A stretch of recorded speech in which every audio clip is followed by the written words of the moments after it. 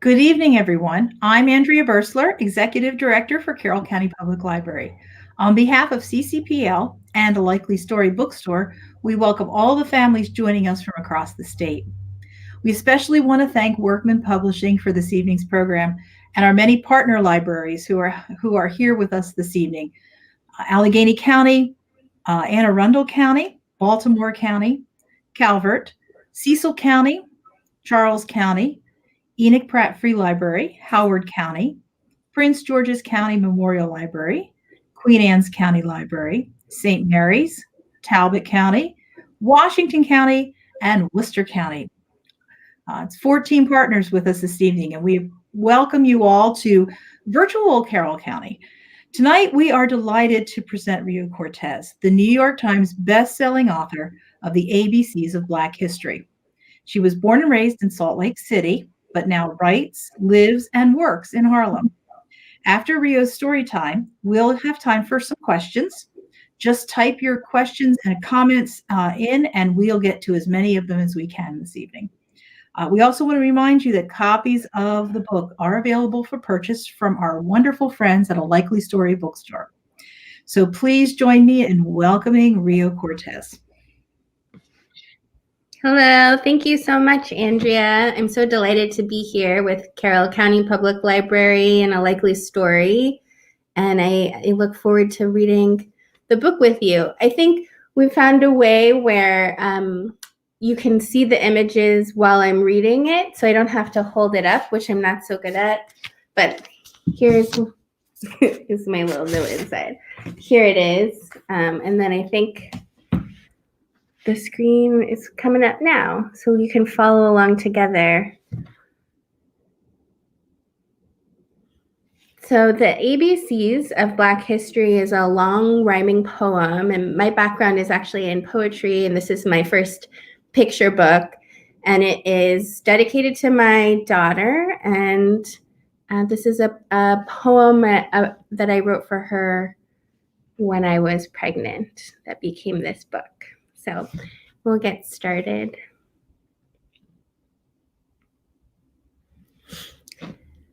A is for Anthem, a banner of song that wraps us in hope, lets us know we belong. We lift up our voices, lift them and sing. From stages and street corners, let freedom ring. B is for beautiful. I'm talking to you. Your voice, your height, your hair, your hue. B is for brave, for bright and for bold, for those who stood up even when they were told to step back, stand down, remember their place. B is for brotherhood, for believing in grace. C is for community, where we live, laugh, and eat, and for church, where we worship, mourn, sing, and meet. Did you hear Reverend King preach on his dream of civil rights, human rights, a powerful theme? D is for diaspora, pulled from our homes. We were carried away in ships on the foam to Haiti, Cuba, America, Brazil. Our names are different, new, but still. We are connected, then, now, forevermore, to that long ago, far away African shore. E is for explore, to study a place, like Matthew Henson, the Arctic, Mae Jemison, space. E is for education, for expanding the mind, like Ruby Bridges, Linda Brown, the Little Rock Nine. The first Black children in all-white schools, they opened the doors and challenged the rules. F is for food, grown and farmed with our hands, worked and tilled and pulled from the land, for fried fish, ham hocks, warm buttermilk bread, or maybe the sharp taste of mustards instead. F is for folklore by the light of the moon, for family, for freedom, for jumping the broom. G is for go, towards cities we were bound, for the great migration from country to town. From farming the land to the factory floor, we carried the blues on our backs, not much more. H is for Harlem, those big city streets. We walked and we danced to our own jazzy beat. When Louie and Bessie and Duke owned the stage, and Langston and Zora Neale Hurston the page. I is for imagine, invent, innovative, for all of the ways we are so creative. And there's some portraits of Jean-Michel Basquiat, Gwendolyn Brooks, Alvin Ailey, Madam C.J. Walker, George Washington Carver, and DJ Kool Herc. J is for Juneteenth. We were finally free, or so we hoped in this moment of glee. J is for Juve, when the drummers drum drum, from Trinidad, Grenada, and Haiti they come.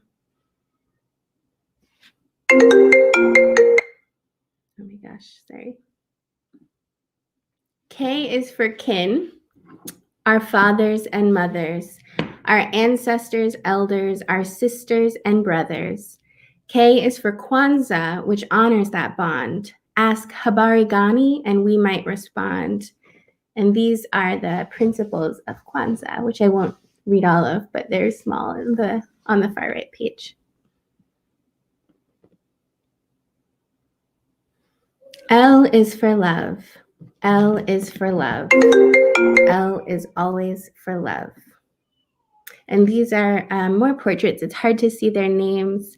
This is Marsha P. Johnson with the flower crown, Ashley and Rose, which is a really touching story, the loving family, Aussie and Ruby, and the cowboy on the far right bottom, Nat Love.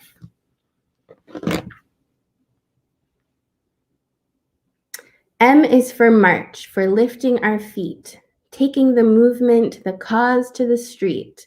Black Lives Matter, every breath, every dream, every thought, each idea, each impossible scheme. The might of our message is easy to hear. The drumbeat of hope is louder than fear.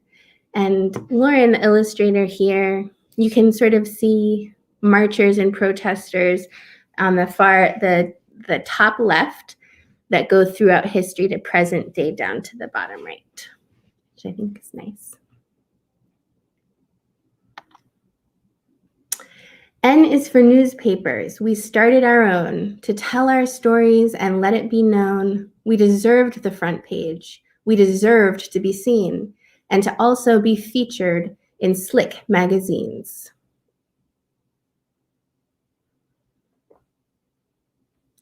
O is for organize, for getting together, to sit in and boycott and make our lives better.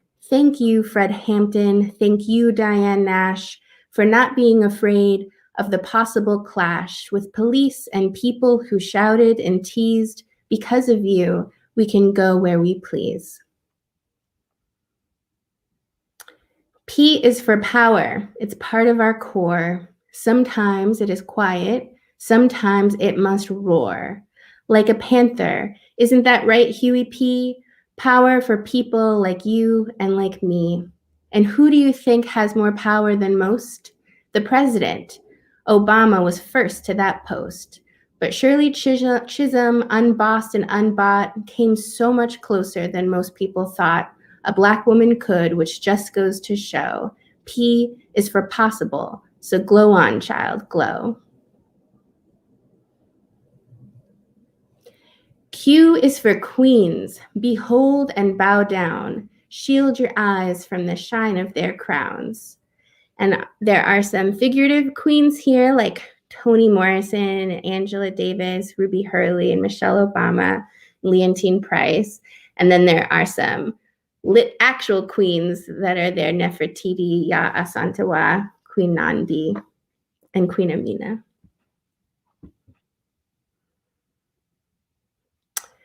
R is for rise, to reach for the top, relentlessly striving, refusing to stop. like ball players, boxers, and gymnasts who fly, sprinters and skaters who zoomed right on by, old records, old thinking, a sight to behold. They went for the win and grabbed for the gold.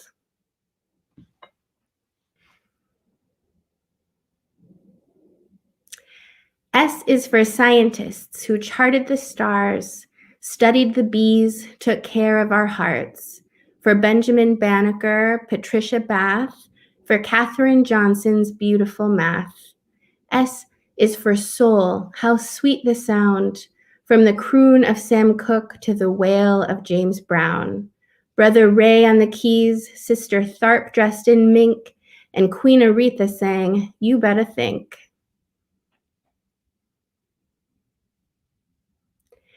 T is for Tuskegee, an all-Black school where students learned trades and toiled with tools.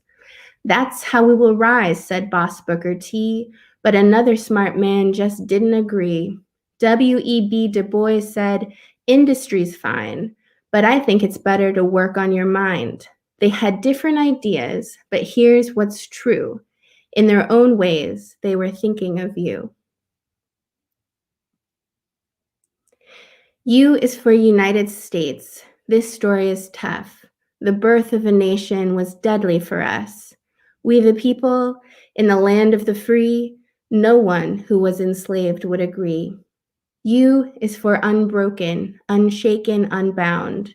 Like Harriet Tubman, who went underground, took back her freedom and freed hundreds more, then was a spy in the Great Civil War.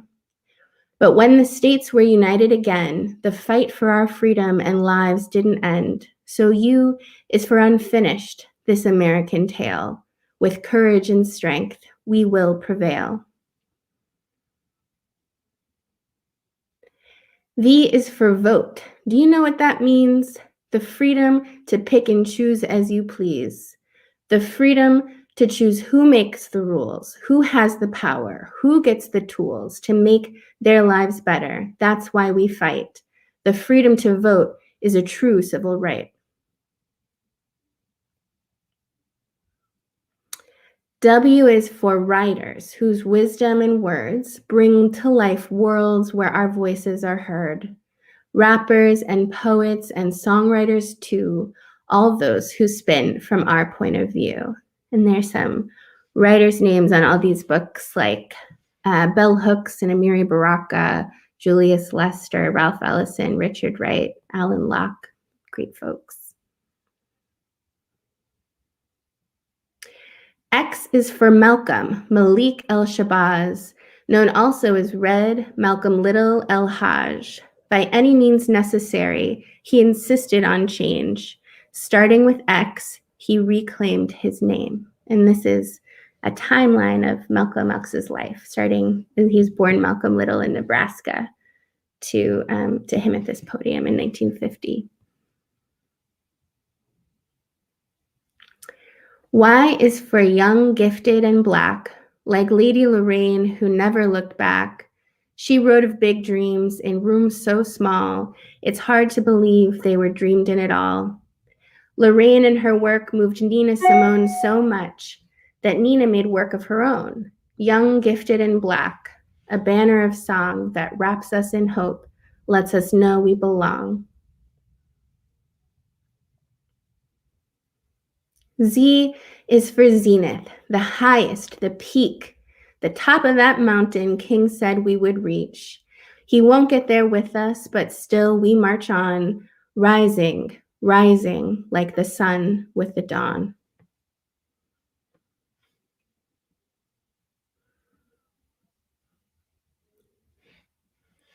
Thank you. That's the end of those pages. And I think I'll talk with Shelby a little bit from Carroll County.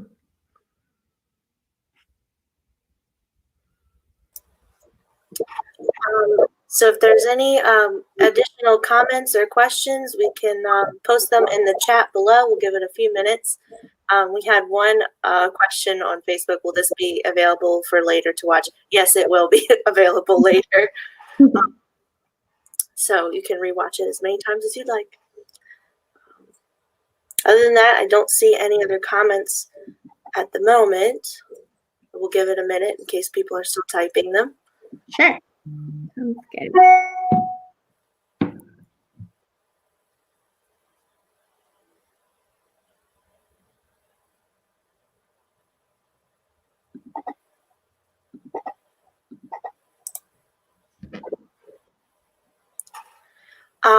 Rio, why don't you talk a little bit about why you wanted to write a children's picture book, if you could? Sure, yeah. Well, like I said, my background is in poetry, so that's what I have been writing. That's what I went to school for. And then when I worked for a little while for the last 3 years at the Schomburg Center for Research in Black Culture. It's in New York. It's in Harlem, where I live. It's part of the New York Public Library, and it was just a great resource to archives from incredible people in Black history, and so that was really inspiring to me to be around. And I'm not much of a formal historian or scholar, and so the way I think that I processed that inspiration was through writing poetry, and I thought it was a great opportunity to write a poem for children that sort of touched on some of the figures in Black history that maybe were less available to me or whom I hadn't heard about until later as an adult. And I thought a lot about, how exciting it would have been to sort of have some notion of all the incredible contributions that Black Americans had made earlier on in my life. And I feel like that impression would have been really valuable. So that's something that I wanted to provide with this children's book. Awesome. We've gotten a lot of praise. Thank you for such an amazing book. Eliza says you're awesome. Everyone needs to read this and hear this and read it. And if you're looking to purchase, purchase the book, you can find that at a Likely Story bookstore in Sykesville. You can purchase it from them. Eliza also says she learned a lot, and we have a question from YouTube. Amy, were there any events or people you wished had been included that were not in the book? Oh, that's such a good question. Yes, probably a lot of folks, or there are at least people who. So I'll share with you guys, but.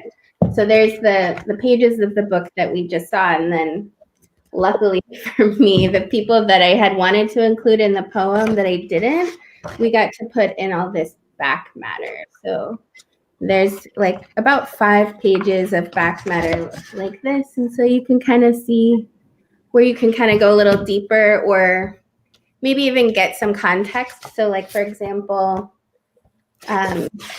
Lauren, who illustrated it, like for the letter U. If you're not familiar, the flag there you'll notice is the colors of the Pan-African flag, and is a David Hammond's piece of art, and so you'll find all that stuff in the back matter. But also, it kind of gives me an opportunity to talk a little bit more about folks that I couldn't quite make work in the text of the poem, but that I think are really important to talk about when we talk about Black history. So thank you for that question. Looks like we have another question from Lorraine. Were you the illustrator, and what was the design process? No, I wasn't the illustrator. Lauren Summer is the illustrator. It's hard because you don't see the cover. And it's her debut also. And it was so bizarre. I wrote the book for about 2 years, I guess, and Lauren worked on illustrations for about 2 years, and we never met until a couple of weeks ago, where we coincidentally ran into each other at a bookstore. So the process worked. So I wrote the manuscript, and then my editor we would go back and forth with revision, and she would send pages of the manuscript to Lauren, who illustrated them, and then she would share Lauren's illustrations with me, and we would kind of go back and forth like that. And so she might say something like, oh, we don't actually have to say this because Lauren is going to show this in her illustration, or Lauren, we revised this page, and so now we need you to draw these portraits of individuals because they won't be in the text. And so that's kind of how we went. And our editor is an incredible Black editor at Workman named Tracy Todd, who's their editorial director. And she herself is very knowledgeable about Black history, so she was a really great resource. Great. Let's see. So a lot of praise coming in as well. Wonderful book with great illustrations. Have you ever considered writing another children's book? Yeah, I have. I'm just finishing one up now about Yoruba Orishas. So Awesome. yeah. And we're all looking forward to that. Thank you. I don't see any more questions at this point. Just some more positive comments about it's more than just a kid's book. Loved it and be telling everyone about it, which is great. That's great. Yeah, I would say my mom, who is an adult woman, obviously, she's always joking that there are a lot of folks that she didn't know in the book. And so her and our neighbors back where I'm from have been diving deep into Black history for adults. There are not children among them, but they're doing some self-education, which has been really fun for them. Great. All right, I'm going to turn it back over to Andrea. Great. Thank you, Shelby. That was great. Thank you so much, Rio. That was a wonderful story and a wonderful way to introduce people to all of the amazing people who are involved in Black history. And like you said, people that names that you might not be familiar with. And now I want to go look them all up. The ones I don't know.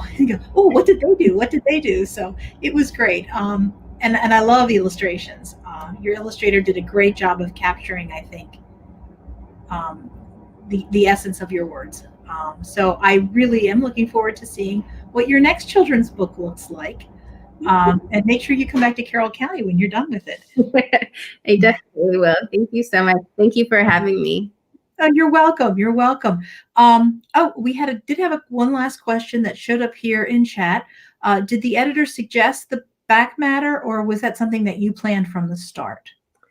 I think she suggested it when I started lamenting, like, how are we going to fit all these people that I need to fit into this text? And she said to me, why don't we do back matter? I don't think we planned for it to be as long as it is. Like I said, it's about 5 pages, but she was really generous with giving me the space to expand a little bit on those ideas. It's a great way to discover all of the wonderful stories and the wonderful people that are involved in Black history. And it's really timely. And it'll make a wonderful addition for an awful lot of events during February. We have a Black History Month, and people can use this as a great introductory piece, not just for kids. So I love it. I want to thank you for joining us this evening. And thank you for spending some time with us here from Harlem. In rural Maryland. Thank you to the libraries who are our partners with this particular event, and to Workman Publishing for making it happen. We're going to call it an evening here in Carroll County. And thank you all on Facebook and YouTube and all for joining us. We will record this program. We did record it, and it will be posted for everyone to watch at another time. So if you want to hear Rio read the story again, you can do that. But thank you all for joining us, and we do hope you have a wonderful evening. Thanks, everyone.